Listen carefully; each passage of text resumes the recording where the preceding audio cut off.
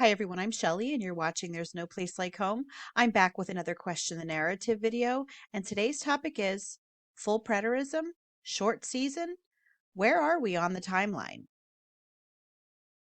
I'm going to try to keep this video a little shorter than usual because I have to take my daughter to the orthodontist later on this afternoon, but I'm sure most of you know how that goes with me. So once a week, I typically try to highlight a comment or sometimes more than one comment that either shares some really good knowledge or shares some really good questions that people ask all the time. And so that is one of the comments that I'm going to be addressing today. There are actually several really good questions condensed into this one comment, which is why I chose this one. And many of these questions are questions that people do ask me. I'm not even going to just say from time to time. They often ask these questions in my comment section. And unfortunately, I just don't have time to answer every single comment. So what I usually try to do is to make a video, and then I hope that the people who are asking these things will then get to see the video. So I usually share who wrote the comment, and for some reason I cut off the name. So if it's you, I'm sorry that I cut your name off. And you can always say, "Hey, that's me," in the comments. But anyway, it says, "Thank you. I'm still trying to understand. It's confusing. This is all new to me as I've been a futurist." I think that's what it's been called. Preterism believes that the 1,000-year reign has already happened. That puts us where in the timeline? The short answer to your question is that yes, full preterists believe that the 1,000-year reign is already completed. In fact, we believe that it happened in the first century. Typically, most preterists will believe that it happened anywhere from 27 to 67 AD or from 30 to 70 AD. That's just really approximate times. But if you took notice, yes, that would be a 40-year time period, not 1,000 years. The number 1,000 is used throughout the Bible as a number that means completion. And since the term 1,000 was used in Revelation 20, and Revelation 20 is the most symbolic book in the Bible, it makes sense that the 1,000 is also used to mean completion, to mean fullness. And I'm going to share with you another comment that I had written on another channel that kind of answered this question so that I can explain this to you a little bit better. There are no passages describing the millennium as earthly. I believe the 1,000 years is symbolic, which is consistent with the oftentimes symbolic use of numbers throughout the Bible. I believe the millennium was the transition from the Old Covenant to the New, from about AD 30 to 70. Considering that these events are considered the Greater Exodus, a 40-year time period makes complete sense when you compare it to the 40-year Exodus out of Egypt. One of the things that I had to relearn as I started looking into preterism is the way that I read the Bible. Most Christians are taught to read the Bible from a futurist perspective and are taught to read the Bible in a very literal manner. For example, when it says that the stars are going to fall from the sky, I was taught that it means that the stars are actually going to fall to the earth from the sky. When it says that the mountains will melt or did melt, it's interpreted as that literally means that the mountains are going to melt. And this is something that we really have to come to terms with as 21st century Westerners, because the Bible is an ancient piece of literature, and it was not written to us in the 21st century. It was written for us. Yes, we can glean so many things from it about our Savior, but the Bible itself was written to a specific audience, and that was the contemporary audience of the authors. Now, what this means is that they weren't interpreting the Bible from the perspective that we do today. The Bible was written from what is called a Hebraic mindset, where they communicated through pictures, through figurative language, through apocalyptic language, decreation language. And while that seems foreign to us because we have never, first of all, we've never heard that, and that's not really so much how we talk to one another nowadays. To them, that was normal. And they wouldn't have had to think, now what does this mean? They would have known what it means because that was their normal. So, one of the keys to understanding the Bible, especially prophecy, is understanding audience relevance and how it would have originally been interpreted. Once you start to understand it, you will notice it right away, especially in terms like heaven and earth. Heaven and earth is used throughout the Bible. And what we are reading in Revelation 21 and Revelation 22, and I believe at the end of Revelation 20, is not about a physical heaven and earth. It is referring to a new age, a new order of things, the new covenant. And if you doubt that, I encourage you to do a word study, or maybe I should say a phrase study, on heaven and earth throughout the Old Testament. And you will see that it was very often, I would say typically, being used in an apocalyptic manner, not in a physical way. And that is what we are seeing in Revelation, which again is the most symbolic book of the Bible. So it makes sense. So, regarding the question of where we are in the timeline, it is my belief that we are at Revelation 22, verses 14 and 15. Now, I have to say that I believe the new covenant age goes on forever. And I believe that I have done a video about this where I shared Bible verses about this. So I'm not going to do that today. But as for where we are in the timeline, I believe we are at Revelation 22. Blessed are those who wash their robes, so that they may have the right to the tree of life, and that they may enter the city by the gates. So I'll stop there. Blessed are those who wash their robes. Obviously, that is those who have accepted the gift of salvation, those of us who are believers, so that they may have the right to the tree of life. Who is the tree of life? Jesus is the tree of life. I am the way, the truth, and the life. No one comes to the Father but through me. That they may enter the city by the gates. What city? The city is New Jerusalem. And New Jerusalem, as we have read, let's see, I'm going to find the verse where it says it. Hold on.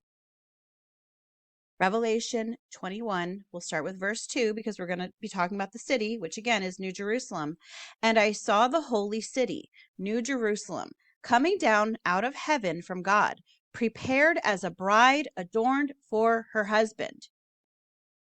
Who is the bride of Christ? The church is the bride of Christ.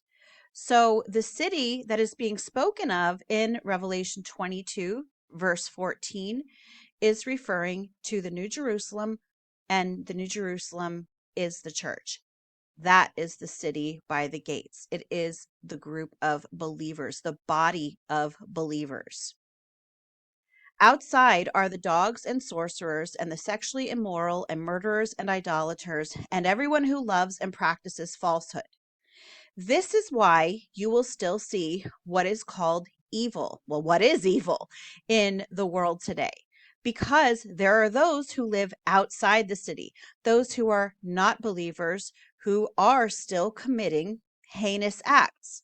It tells us right here in Revelation 22, verses 14 and 15, that there are people outside the city, outside the New Jerusalem, outside the body of believers who are still doing these things.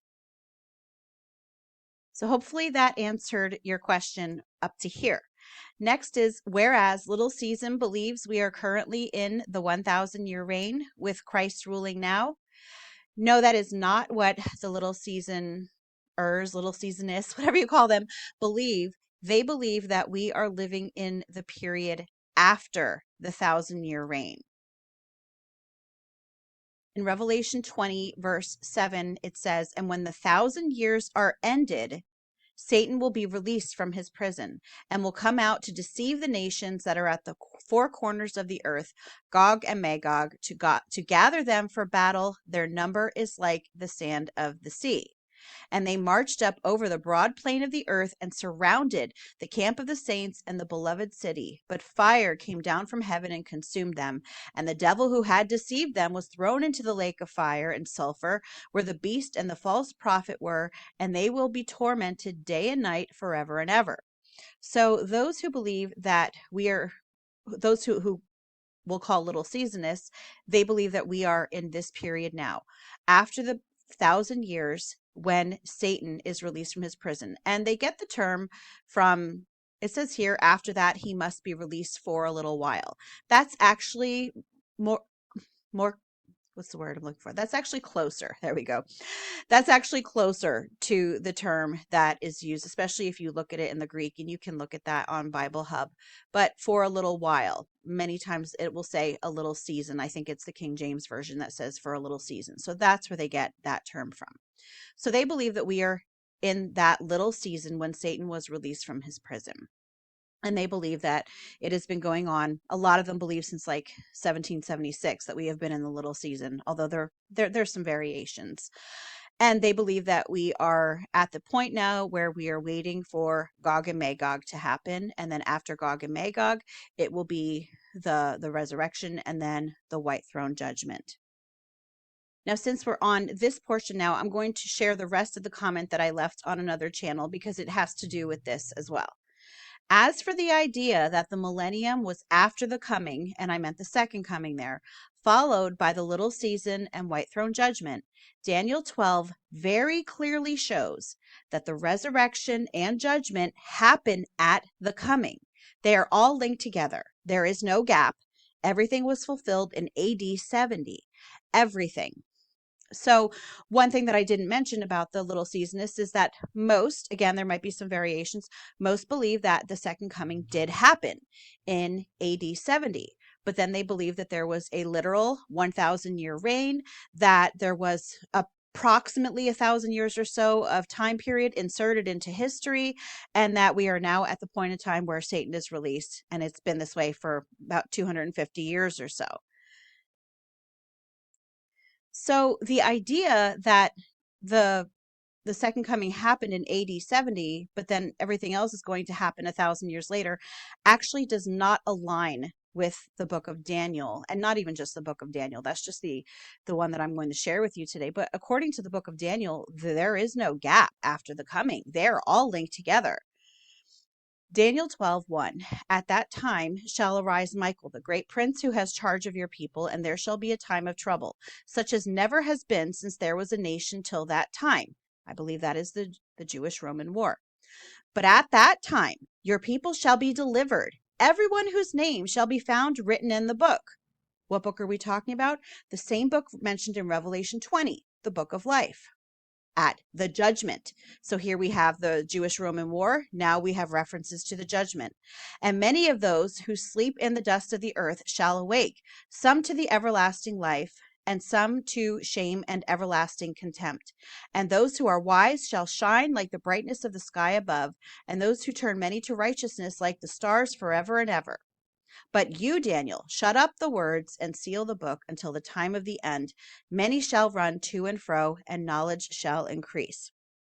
So I've mentioned the fact that it tells Daniel to shut up the words of the prophecy, which is about 500 to 600 years, because the time was not yet. But in Revelation 22, John is told not to seal up the words of that prophecy because the time was coming soon when John wrote that. That is very important.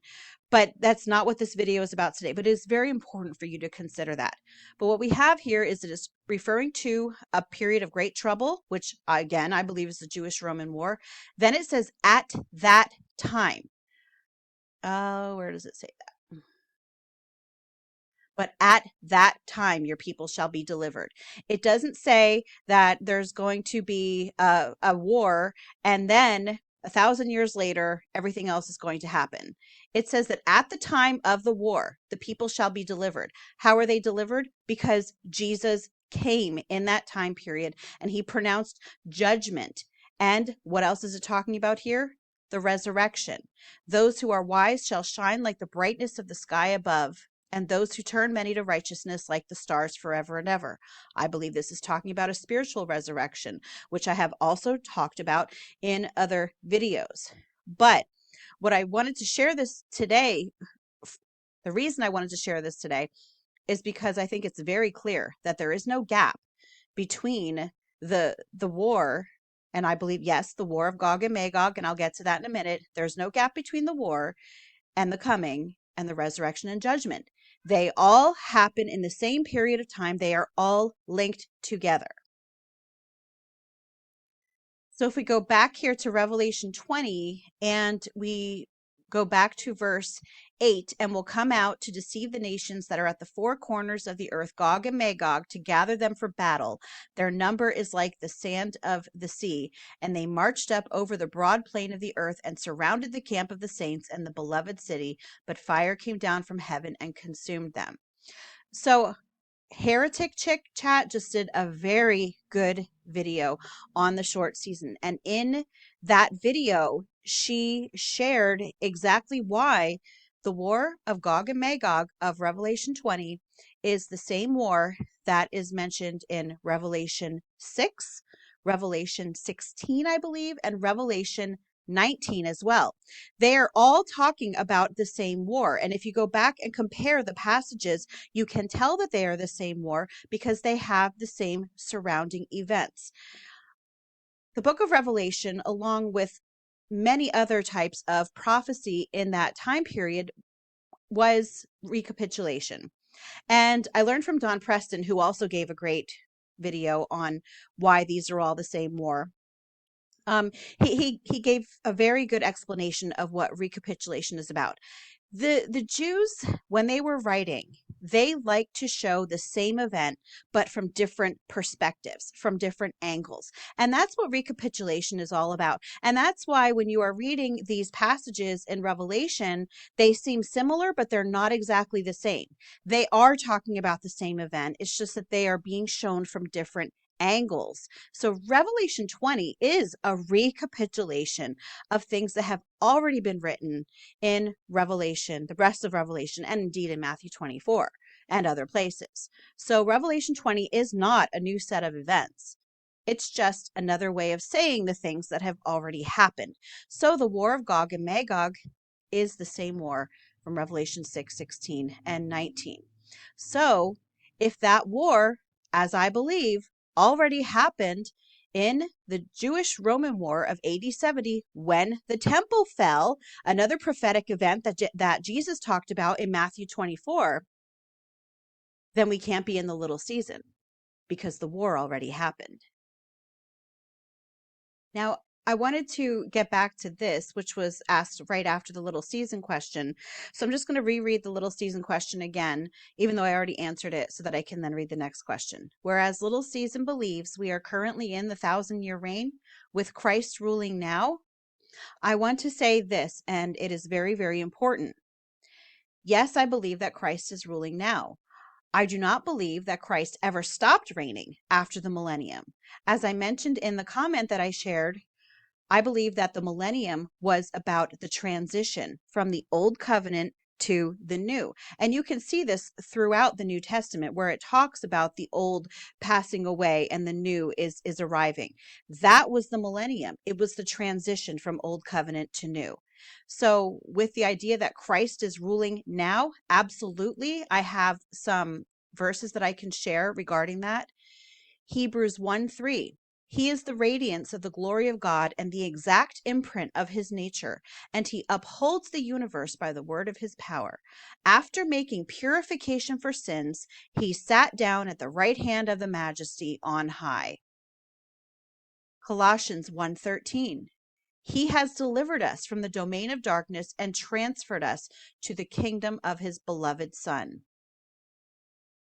Ephesians 1:20-21, that he worked in Christ when he raised him from the dead and seated him at his right hand in the heavenly places, far above all rule and authority and power and dominion, and above every name that is named, not only in this age, but also in the one to come. We are in the one to come. This age was talking about the age of the New Testament writers and the Old Testament writers. But we now are in the age to come. But what does it say? He is still in control. He still is above all rule and authority and power and dominion. He's above every name that is named, even now in the age to come, which is where we are. Just finish up the comment. I appreciate your clarity on this. It's an immense and crucial topic to wrap one's head around, as we've been taught to believe in futurism. I am grateful for your research into all of this. Thank you. God did say that knowledge would be increased at the time of the end. Uh-oh, now that brings me back to futurism. Shelley, help. I'm so confused and don't know what to believe. Yes, I know what verse you're talking about, and that was actually in Revelation 12 that I, not sorry, not Revelation, Daniel 12 that I just read. And many people believe that the knowledge being increased at the time of the end was the gospel. The gospel was the knowledge that is being spoken of. And I know it can be hard to rewire the way that you think, because we've all been conditioned to believe a certain way. Even people who were not raised in the church, even people who don't even have much to do with the church, still hear it from outside. You know, we all typically think of Jesus as coming in like a very far future event from what the Bible is written. Even those who aren't Christians know that that is typically what people believe who are Christians. And so it can be hard to actually sit back, read the Bible, and think, they were actually talking to the people that were there with them. They weren't talking to us.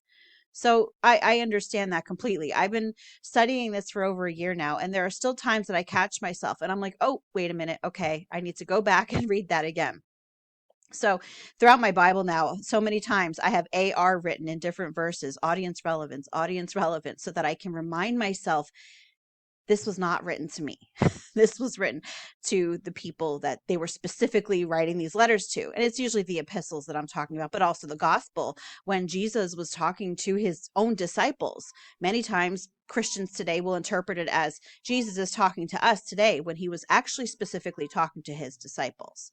So anyway, and then it says, I'm so confused and don't know what to believe. And I know that so many people will say that God is not the author of confusion, and that is true. And actually, though, I think the correct interpretation is God is not the author of disorder. I think that's actually what it means. So people will use that as an argument against preterism. Well, if you're confused, it's because preterism is not from God. And I really take issue with that, because I believe the confusion is coming from the conditioning, the wrong teaching that we have been getting for centuries now. And I'm not saying this is something that is deliberate. I'm saying this is something that has just happened for one reason or another. That is where the confusion is coming from. It's coming from man. It's not coming from God. Anyway, that's all that I have for you today, and it ended up not being a short video anyway. I just don't seem to be able to have that capability anymore. I just talk too much. Anyway, that's all that I have for you today. If you like this video, give it a thumbs up. If you haven't subscribed and would like to hear more of what I have to say, I would love if you would do that. If you have any questions or comments, you can leave one down below. And if you like my work and would like to become a channel member, I will leave a link in the description box for that as well. Or you can just click on it right on my channel page. And I hope you have a great day.